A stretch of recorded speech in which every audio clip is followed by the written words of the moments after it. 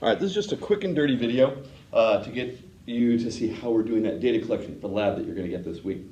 So for this, we have a spool of paper, and you'd be getting a piece of paper about 1 meter long or so, all right?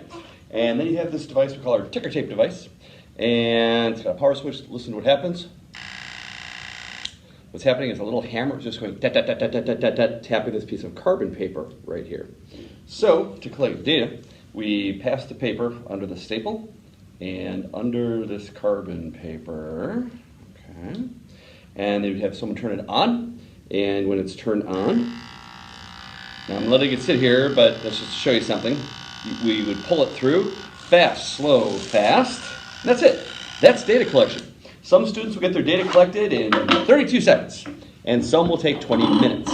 Really depends on how well they collect the data, if it leaves dots properly, and see if you can see some dots on the paper here.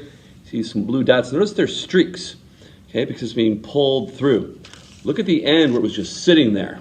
Notice the really solid dot there? That's what happens if it sits in one place. Once it's moving, now you get a series of dots, okay?